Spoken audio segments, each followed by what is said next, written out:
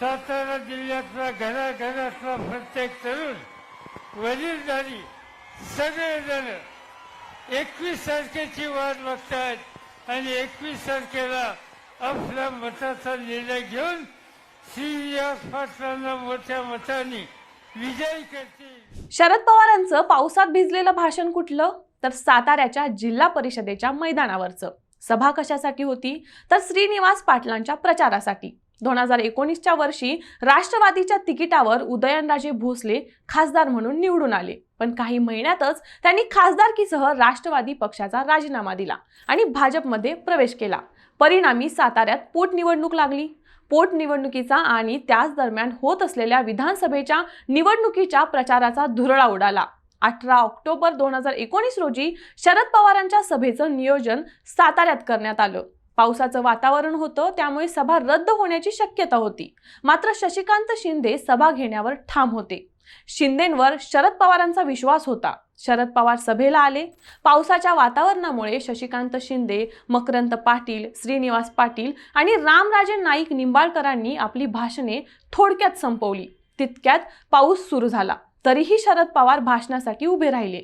भाषण झालं साधारण 4 मिनिटांचं, पण चर्चा झाली देशभर। एका या सभेमुळे श्रीनिवास पाटलांचा साधारण लाखांच्या फरकाने विजय झाला। भाजपच्या उदयनराजे भोसलेंना 5,48,903 मतं मिळाली, तर राष्ट्रवादीच्या श्रीनिवास पाटलांना 6,36,620 मतं मिळाली। हा सगळा प्रपंच सांगण्याचं कारण इतकंच की ज्या सभेमुळे श्रीनिवास पाटलांचा विजय झाला, त्या ऐतिहासिक सभेचं आयोजन करणाऱ्या शशिकांत शिंदेंना शरद पवारांनी लोकसभेची उमेदवारी देऊ केली आहे। यामुळे साताऱ्यात राजकीय समीकरणं कशी असणार आहेत हे आपण पाहणार आहोतच, पण त्या सभेनंतर नेमकं काय काय घडलं होतं हेच आपण या व्हिडिओच्या माध्यमातून पाहणार आहोत। नमस्कार, मी प्रगती देसाई आणि लगावबत्तीमध्ये तुमचं स्वागत। व्हिडिओच्या सुरुवातीलाच एक आठवण म्हणून, तुम्ही जर अजूनही आमच्या चॅनलला सबस्क्राइब केलं नसेल तर आत्ताच सबस्क्राइब करा, जेणेकरून असे महत्त्वाचे व्हिडिओ सगळ्यात आधी तुमच्यापर्यंत पोहोचतील। साताऱ्यात पोटनिवडणूक तेव्हाच झाली जेव्हा महाराष्ट्रात विधानसभेच्या निवडणुका पार पडत होत्या। दोन्ही निवडणुकीच्या प्रचारांची रणधुमाळी सुरूच होती। फक्त सातारा लोकसभेचं बोलायचं झाल्यास वाईमधून मकरंद पाटील, कोरेगावमधून शशिकांत शिंदे, कराड दक्षिणमधून बाळासाहेब पाटील आणि साताऱ्यामधून दीपक पवार हे राष्ट्रवादीचे उमेदवार विधानसभा निवडणूक लढत होते। त्यामुळे पावसात गाजलेल्या सभेचा फायदा या चौघांनाही होणार होता आणि तसंच काहीसं झालं। वाईमधून मकरंद जाधव आणि कराड उत्तरमधून बाळासाहेब उर्फ शामराव पाटील विजयी झाले, तर शशिकांत शिंदेंचा 6,000च्या फरकाने आणि दीपक पवारांचा मात्र साधारण 35,000 मतांच्या फरकाने पराभव झाला। यांच्यात सगळ्यात जास्त चर्चेत राहिला तो म्हणजे श्रीनिवास पाटलांचा विजय। याच विजयाच्या सभेला शरद पवार येत होते, मात्र त्यांनी अचानक सातारा दौरा रद्द केला। त्याचं कारण म्हणजे शशिकांत शिंदेंचा विधानसभेत झालेला पराभव। कोरेगाव विधानसभा मतदारसंघातून राष्ट्रवादीच्या शशिकांत शिंदेंचा शिवसेनेच्या महेश शिंदेंनी पराभव केला। तोच पराभव फक्त शिंदेंचा नाही तर शरद पवारांच्याही जिव्हारी लागला। म्हणूनच त्यांनी आपला सातारा दौरा रद्द केला होता। आपण बोलता बोलता थोडंसं पुढे आलोय, पण शरद पवारांच्या पावसातल्या सभेच्या रात्री नेमकं काय झालं होतं ते पाहू। 18 ऑक्टोबर 2019 रोजी दुपारी शरद पवारांची पाटणच्या मल्हारपेठ येथे सभा झाली। त्या सभेनंतर पवारांच्या साताऱ्यातील जिल्हा परिषदेच्या मैदानावर सभा होती। मल्हारपेठमध्ये उशीर झाल्याने आणि पावसाचं वातावरण असल्याने ही सभा रद्द होण्याच्या वाटेवर होती। सभेच्या ठरलेल्या वेळेत आणि जागेत हजारो नागरिक जमा झाले होते। या सभेची जबाबदारी शशिकांत शिंदेंवर होती, त्यामुळे शरद पवार येतील की नाही याची धाकधूक ही शिंदेंना होतीच। त्यामुळे सभेला येण्याची विनंती शिंदेंकडूनही झाली होती। परिणामी शरद पवार सभेला आले।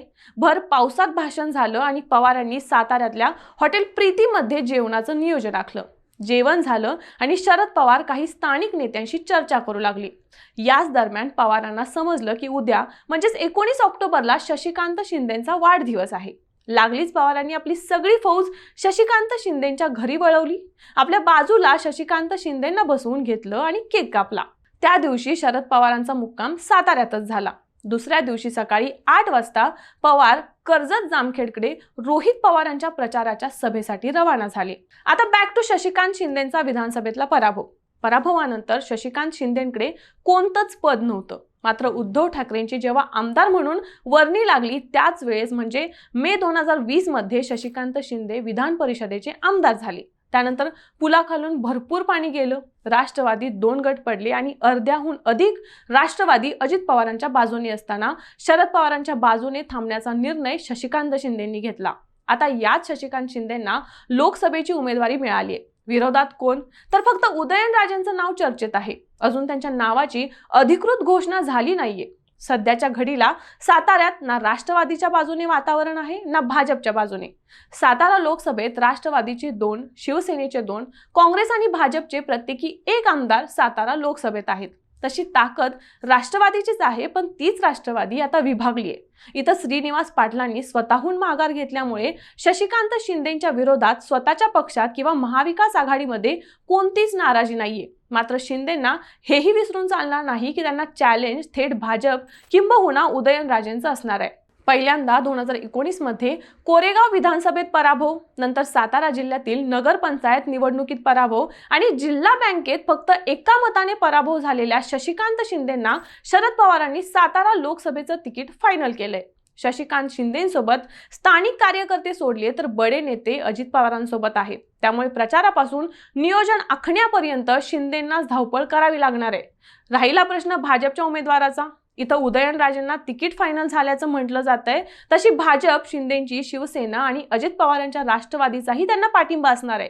या ताकदीचा विचार केला तर महायुतीचंच पारडं जड आहे. पण मंडळी, हे सातारा आहे. इथं एका सभेवरून जर लोकसभेचं वातावरण फिरू शकतं, तर अजून साताऱ्याच्या प्रचाराचा नारळ फोडायचा बाकी आहे. मतदान होईपर्यंत पुलाखालून भरपूर पाणी गेलेलं असेल. तोपर्यंत साताऱ्यात काय राजकीय गणित फिरू शकतात?